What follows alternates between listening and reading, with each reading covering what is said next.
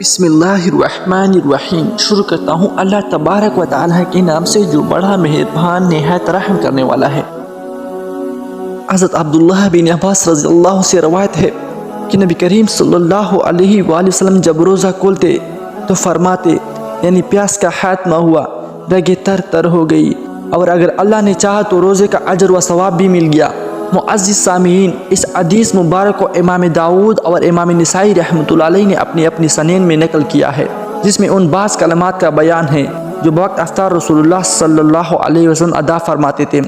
الحمدللہ ہم سب بخوبی واقف ہیں کہ رمضان المبارک میں روزے رکھنا اہم ترین عبادت ہے۔ دین اسلام کی 5 بنیادوں میں سے ایک بنیاد ہے۔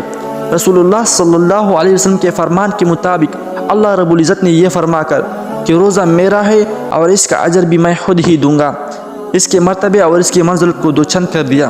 نیز یہ بھی فرمایا ہے کہ اگر کوئی شخص بغیر کسی شرعی یا معقول عذر کے رمضان المبارک کا ایک روزہ بھی قضا کر دے تو عمر بھر روزے رکھ کر بھی اس کا ایک روزے کا ثواب نہیں پا سکتا۔ یہ بھی ارشاد فرمایا کہ روزہ اور قرآن حکیم روز میشر اللہ رب العزت کے حضور اور روزے دار اور قرآن پاک کی تلاوت کرنے والے کے لیے سفارش کریں گے، اور دونوں کی سفارش اللہ تعالیٰ کی بارگاہ میں قبول ہوگی۔ فرمایا ہے کہ روزہ دار کے منہ کی بو اللہ کے ہاں کستوری کی خوشبو سے بڑھ کر ہے۔ یوں تو روزہ دار کا پورا دن ہی بڑا قیمتی اور باآور ہے، مگر اس کے 2 اوقات ہے، یعنی سحر اور افطار کی اور ہی شان ہے۔ وقت سحر برکت ہی برکت اور رحمت ہی رحمت ہے، وقت تہجد اور ساعت استغفار ہے، بخش رزق کی فراوانی اور عافیت و تندرستی طلب کرنے کا وقت ہے، اور وقت افطار جو روزے کا اختتامی وقت ہے، جسمانی اور روحانی خوشیوں کا جنفزا ہے۔ خوبصورت ارشاد گرامی ہے کہ یعنی روزے دار کے لیے 2 خوشیاں ہیں، ایک خوشی افطار کے وقت اور دوسری خوشی اپنے پروردگار سے ملاقات یعنی قیامت میں اللہ کی بارگاہ میں حاضر کے وقت۔ محترم سامعین، حدیث مبارک کے روزے میں عصر کے بعد سے غروب آفتاب تک نہایت ہی فضیلت رکھنے والا وقت ہے۔ یہی وجہ ہے کہ صلح امت اس وقت کی کڑی نگرانی کرتے ہیں اور بارگاہ ذوالجلال میں دعاؤں کا سلسلہ جاری رکھتے ہیں۔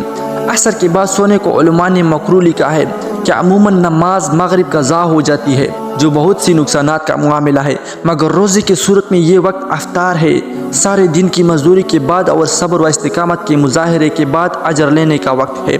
وقت افطار قبولیت دعا کے لیے اکثیر کا درجہ رکھتا ہے۔ اس وقت روزے دار کی دعا قبول ہوتی ہے، یہ فرمان نبوی ہے، اور افطار کے بعد جسمانی طور پر بھی وہ اپنے آپ کو توانا محسوس کرتا ہے۔ قبولیت کے اس وقت میں خود رسول اللہ صلی اللہ علیہ وسلم سے کئی دعائیں نقل کی گئی ہیں۔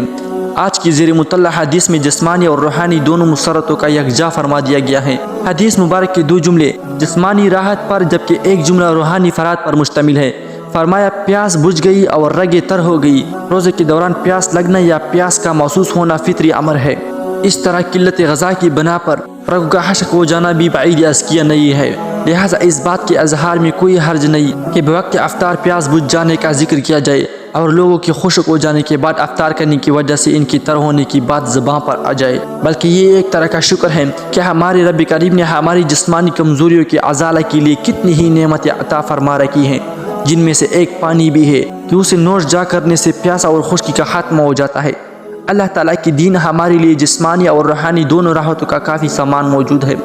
اور آخری جملہ ہے یعنی پیاس بھی بجھی، خشکی بھی دور ہوئی، اور روزے کا اجر و ثواب بھی انشاءاللہ مل جائے گا۔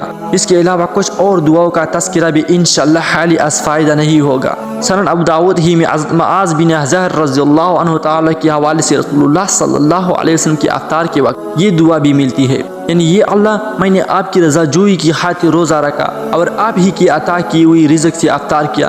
انہوں نے حضرت معاذ بن ظہر رضی اللہ عنہ کے حوالے سے ابن سینا نے یہ دعا نقل کی ہے۔ تمام تعریفیں اس اللہ کے لیے ہیں کہ جس نے مجھے توفیق بخشی کہ میں نے روزہ رکھا، اور جس نے مجھے رزق عطا فرمایا کہ میں نے افطار کیا۔ ایک اور دعا سیدنا حضرت ابن عباس رضی اللہ عنہ یوں نقل کی ہے کہ رسول اللہ صلی اللہ علیہ وسلم افطار کے وقت یوں فرماتے، اے اللہ ہم تیری خوشنودی کے لیے روزہ رکھا اور آپ کی دی ہوئی رزق سے افطار کیا، اس کو ہم سے قبول فرما، بے شک تو سننے اور جاننے والا ہے۔ حضرت عبداللہ بن عمر بن عاص رضی اللہ عنہ سے روایت ہے، جو رسول اللہ صلی اللہ علیہ وسلم کے جلیل القدر صحابی ہیں، وہ روزہ کھولتے وقت یہ دعا پڑھتے، اے اللہ میں تیری اس رحمت کا واسطہ دے کر جو ہر چیز پر چھائی ہوئی ہے تجھ سے سوال کرتا ہوں کہ مجھے بخش دے۔ حضرت عائشہ رضی اللہ عنہ نے ایک خوبصورت بات بتائی ہے کہ رسول اللہ صلی اللہ علیہ وآلہ وسلم حضرت سعد بن عباد رضی اللہ تعالیٰ کے ہاں تشریف لے گئے آپ صلی اللہ علیہ وسلم روزے سے تھے۔ حضرت سعد رضی اللہ عنہ نے چپاتیاں اور زیتون خدمت میں پیش کیا۔ آپ صلی اللہ علیہ وسلم نے تناول فرمایا اور پھر یوں ارشاد فرمایا، یعنی روزے داروں نے تمہارے یہاں افطار کیا، نیک لوگوں نے تمہارا کھانا کھایا اور فرشتوں نے تمہیں دعا دی۔ معلوم ہوا کہ افطار کرانے والوں کے لیے بھی دعا کی جانا چاہیے، اور ساتھ ہی یہ بھی چاہیے کہ افطاریاں وقت افطار کی اہمیت کو کم نہ کرنے پائے۔ قبل از افطار کے 2-4 منٹ دعا ضرور کرنا چاہیے۔ اللہ تعالیٰ ہمیں روزے کی حقیقت عطا فرمائے اور ہماری دعائیں قبول فرمائے، آمین۔